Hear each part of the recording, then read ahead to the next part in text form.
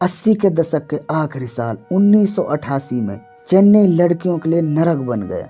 आए दिन लड़कियां शहर से गायब हो रही थी। पुलिस थाने में लापता लड़कियों के माँ बाप इस उम्मीद में चक्कर काट रहे थे कि शायद उनकी लापता लड़कियों की कोई खबर मिल जाए, पर पुलिस इस मामले को लटकाती रही।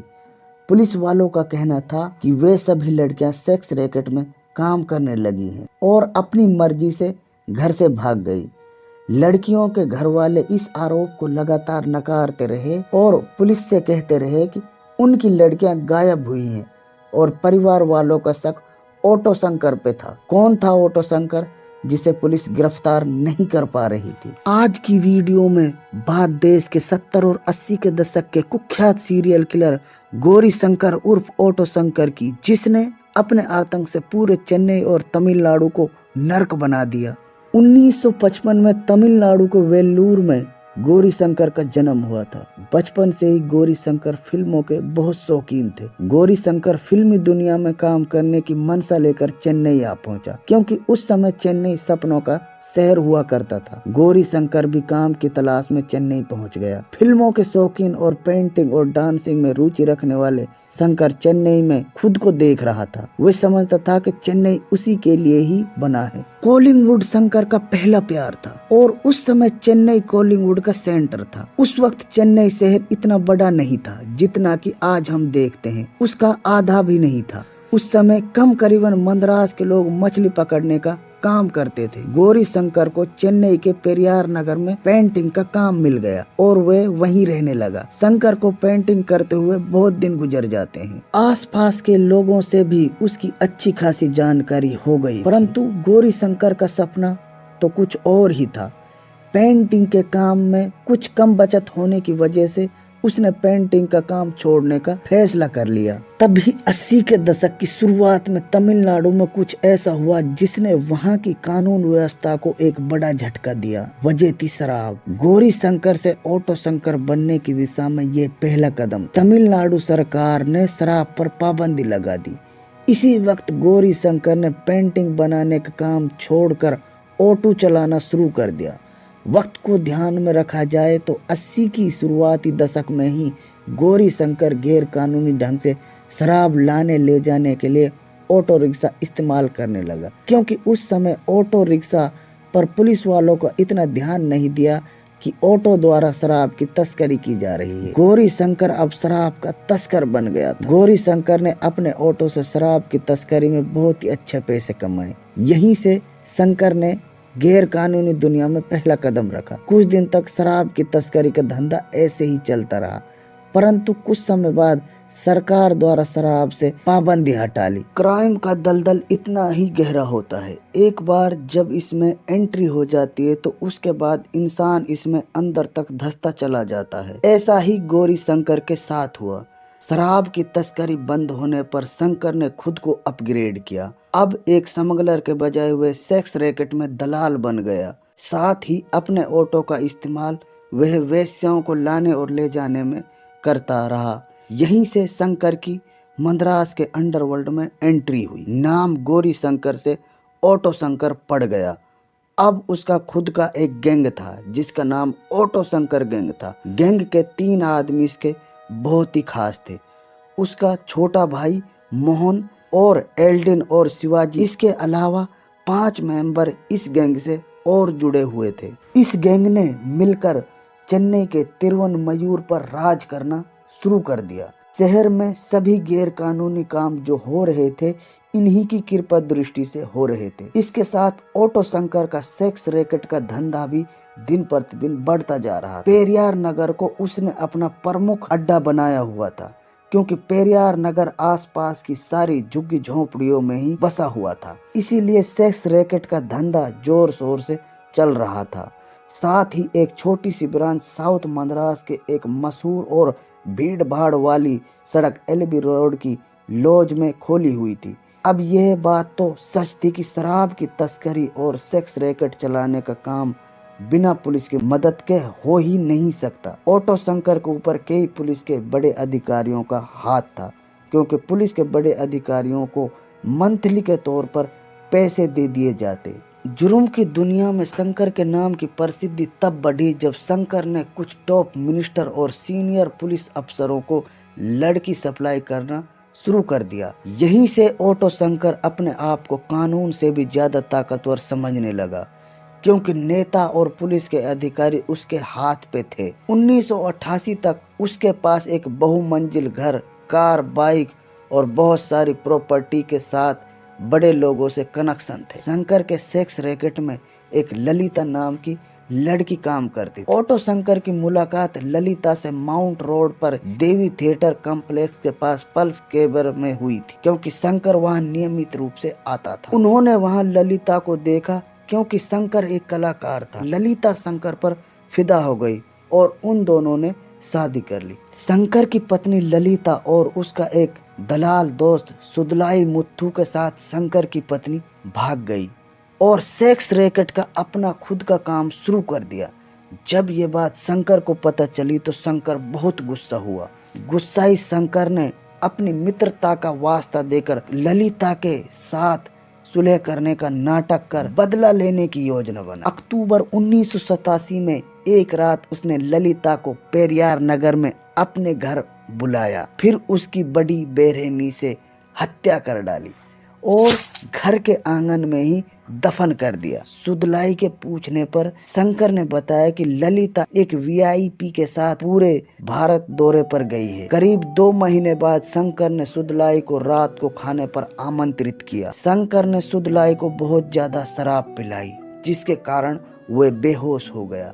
बाद में उसका गला घोटकर मौत के घाट उतार दिया और उसके शरीर को जलाकर उसकी राख को समुद्र में फेंक दिया। जब सुदलाई के दोस्त रवि ने शंकर का सामना किया तो शंकर ने उसको मारकर पेरियार नगर के घर की दीवार में दफना दिया। उधर एलबी रोड पर मौजूद उसके सेक्स रैकेट के दूसरे अड्डे पर एक दिन दूसरे गैंग के 3 सदस्य संपत, मोहन और गोविंद राज ने एक वेश्या को जबरदस्ती लॉज से बाहर ले जाने की कोशिश की। ऑटो शंकर वहीं पर मौजूद उन दूसरे गैंग के लड़कों से वो लड़ पड़ा। लड़ाई सिर्फ कहासुनी से शुरू हुई थी, परंतु शंकर ने उन्हें पीट पीट कर मार डाला। एक बार फिर पेरियार नगर में ही उन लड़कों की लाश को दफन कर दिया। जून के अंत में संपत की पत्नी विजया ने माइलापुर पुलिस में शिकायत दर्ज की कि उसका पति लापता है।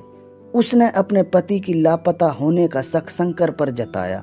माइलापुर पुलिस विजया को तिरुवनमयूर पुलिस में शिकायत दर्ज करने की सलाह देती है। तिरुवनमयूर पुलिस शिकायत दर्ज कर शंकर को गिरफ्तार कर लेती है, लेकिन कुछ देर बाद उसे छोड़ देती है। विजया ने राज्यपाल को एक पत्र लिखा। पत्र में शंकर की जांच करने की बात लिखी।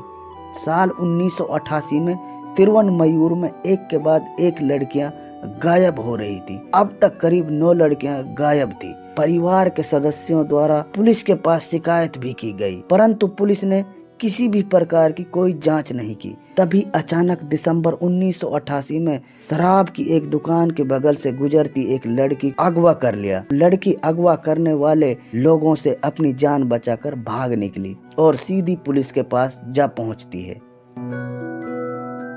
पुलिस के पास बढ़ती शिकायतों के कारण पुलिस को भी एक्शन लेना पड़ा। पुलिस के कुछ अधिकारी सिविल ड्रेस में शहर में चारों तरफ घूमने लगे। जहां से वो लड़की अगवा हुई थी, कुछ अधिकारियों ने वहां जाकर पूछताछ की तो ऑटो शंकर का नाम पहली बार सामने आया। अगली सुबह पुलिस ने ऑटो शंकर को गिरफ्तार कर लिया। दुर्भाग्यवश शंकर को तुरंत बेल मिल गई।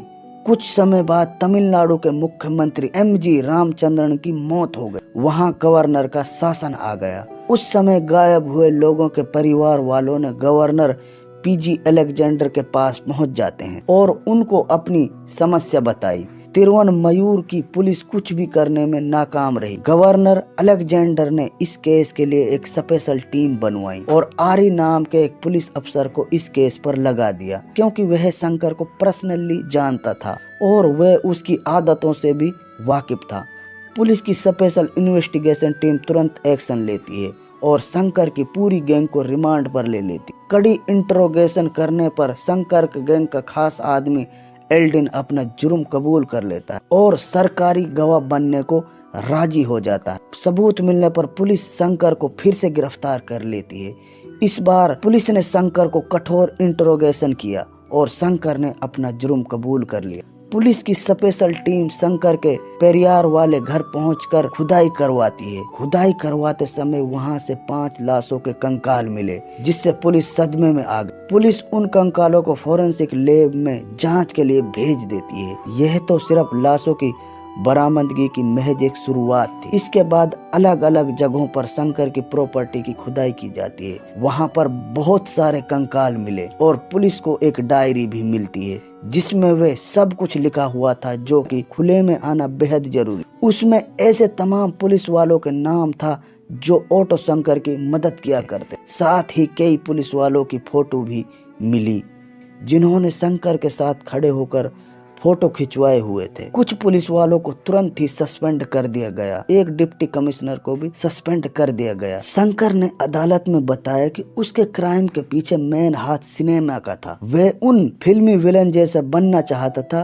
क्योंकि वह चेन्नई में फिल्मों में काम करने के लिए ही आया था। पत्रकारों की प्रेस वार्ता में ऑटो शंकर ने बताया कि उसने जिन लड़कियों को किडनैप किया या किडनैप करने की कोशिश की वे सिर्फ नेताओं के लिए की थी। उसने कहा था जब नेता लोग उनका रेप कर देते तो वे उनको मारकर समुद्र में फेंक देता या फिर दीवार में चिनवा देता। ऑटो शंकर के इस बयान पर कोई इंक्वायरी नहीं हुई। ये हमारे देश का दुर्भाग्य है कि आज भी हमारे देश में ऐसे करप्ट नेता हैं, क्राइम कर अपने पावर का गलत इस्तेमाल कर अपने आप को बचाते हैं। इसके बाद कुछ एक नेताओं के नाम सामने आए। कई पुलिस के अधिकारी और राजनेताओं ने उनके गृह प्रवेश समारोह में शिरकत की थी। उन सभी की वीडियो फुटेज शंकर के पास मौजूद थी। उसके बाद उन्हें मद्रास सेंट्रल जेल भेजा गया। कुछ दिन बाद 20 अगस्त 1990 को जेल से शंकर अपने 5 साथियों के साथ भाग निकले। कहते हैं कि जेल के 3 वार्डनों ने मिलकर शंकर की मदद की। तीनों जेल के वार्डनों को 6-6 महीने की सजा हुई। मुखबिर की सूचना पर शंकर को उड़ीसा के राउरकेला के मशहूर स्टील प्लांट से फिर से गिरफ्तार कर लिया जाता है और वापस जेल भेज दिया गया।